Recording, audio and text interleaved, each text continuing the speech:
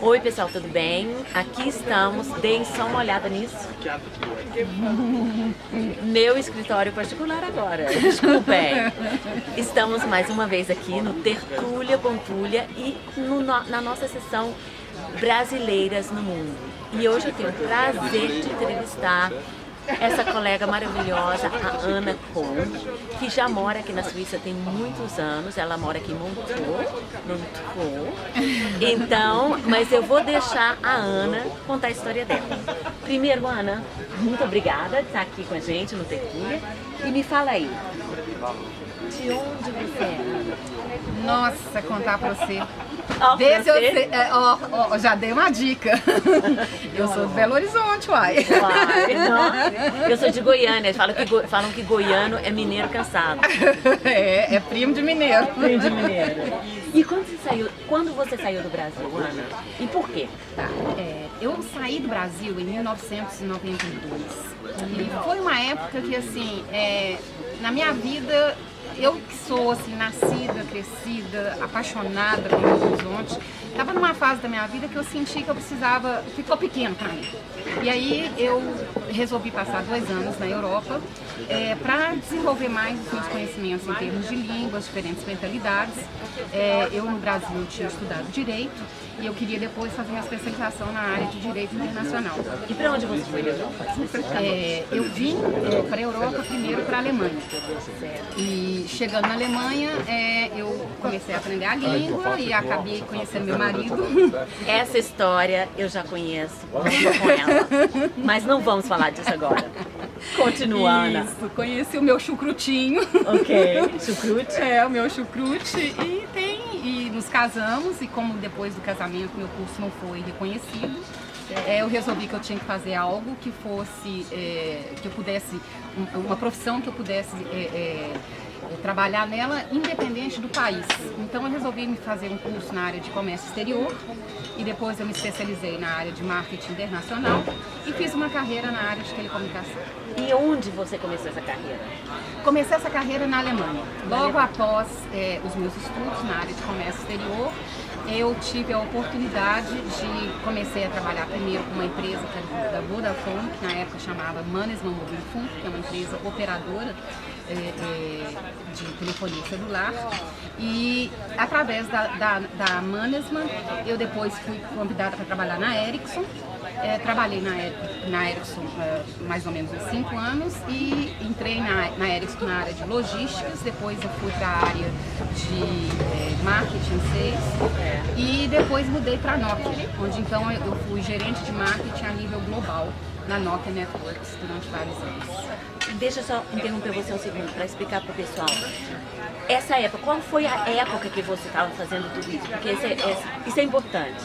Que ano foi aquele? Nossa, eu comecei nos anos 90, né? Então eu venho dessa área de telefonia bem do iniciozinho da desregularização desse mercado de telefonia no mundo. Então foi uma época muito especial, porque era uma transição primeiro das empresas operadoras que tradicionalmente, né, eram monopólio do governo, que estavam sendo privatizadas, e o governo estava dando licenças para a construção de novas redes, né, de telefonia celular, para criar então uma competição no mercado, né?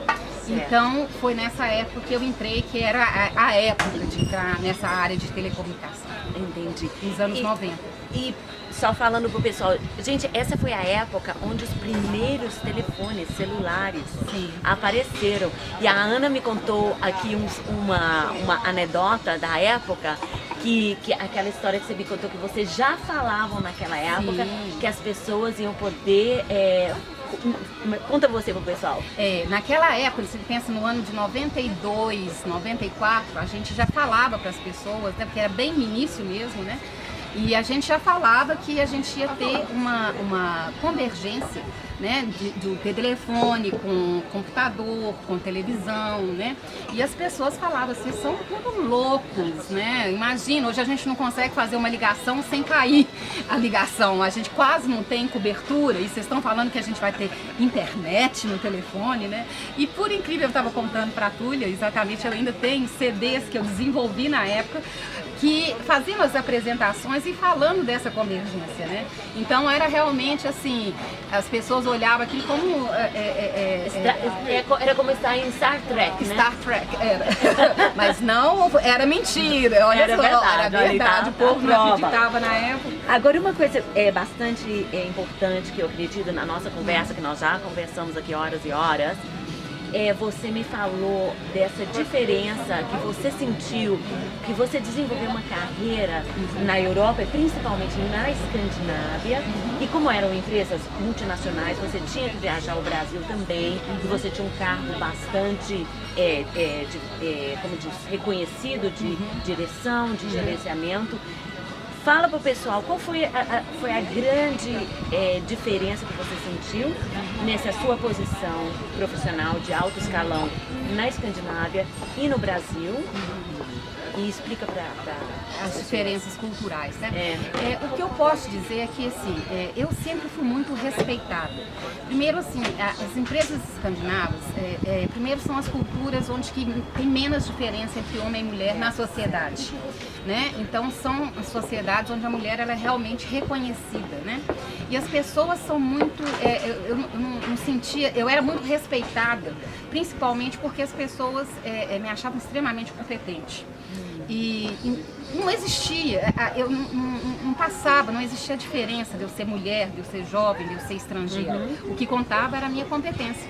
Certo. Enquanto que no Brasil, eu tive inclusive assim, experiências de pessoas quererem me esnobar dentro da própria empresa, né? Mas isso eram mais os homens ou também as mulheres no Brasil, por exemplo? Eu acho que o fato de eu ter uma posição tão alta intimidava as pessoas no Brasil, certo. Sabe? Eu senti que os homens, principalmente, tinham uma postura meio assim de... que absurdo, snob, de me esnobar porque achavam um absurdo eu, como mulher, trabalhando fora e eu chegar no Brasil representando a empresa a nível global, sendo chefe de grandes projetos, e eu às vezes tinha que lidar com gerentes de departamentos no Brasil e eles eram muito snobs, faziam questão de me deixar esperando, coisa que nunca aconteceu, por exemplo, aqui seria uma coisa assim, inaceitável, né? Até por uma questão de respeito à pessoa, né? E lá era a forma até de me mostrar que eles eram importantes, que eles tinham autoridade. Tinham autoridade para me deixar, inclusive, esperando lá, entendeu? Também pelo fato porque a área que você estava trabalhando, informática, tecnologia e um mercado novo, né, de ponta, sim.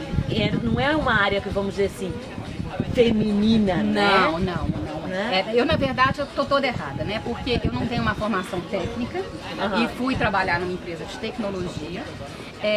Mulher no meio de homem, e se a gente pensar na época, até mesmo por uma questão de desenvolvimento tecnológico, não existiam muitas pessoas que fossem fora da Europa nessa área, né? Porque aqui essas tecnologias foram desenvolvidas aqui, né?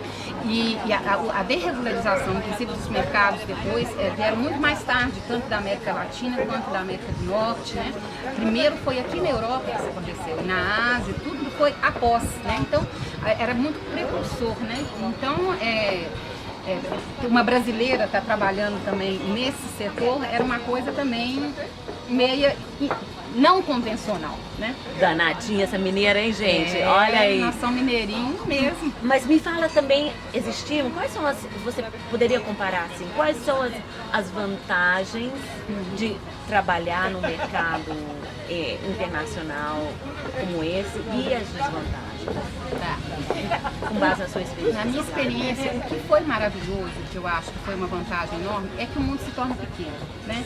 A gente, assim, trabalhando a nível global, eu tive a oportunidade de conhecer os 5 continentes, aprender a lidar com diferentes culturas, porque é muito diferente você fazer negócios se você vai para um país islâmico, se você vai para culturas asiáticas, tem uma estrutura específica para de hierarquia, muito forte, né? E até mesmo a forma de tratar, né? Se você, mesmo na Europa você já tem uma diferença enorme quando você lida com o alemão, com o inglês, com o francês, com o italiano, né? E já existem diferenças culturais grandes. Então, essa foi uma das vantagens. Eu pude aprender a lidar com diferentes culturas a nível de business. Tive uma visão global de diferentes mercados, que foi muito interessante, contatos, construir um network muito interessante. A desvantagem é que você vive do trabalho. Então, era uma época onde que as pessoas nos aeroportos e da Lufthansa me via mais que meu marido. E você vive fuso horário, né? Diferença de clima e tudo muito corrido, né? Então, assim, a minha vida, às vezes, um dia eu tinha que estar em 3 países diferentes, né?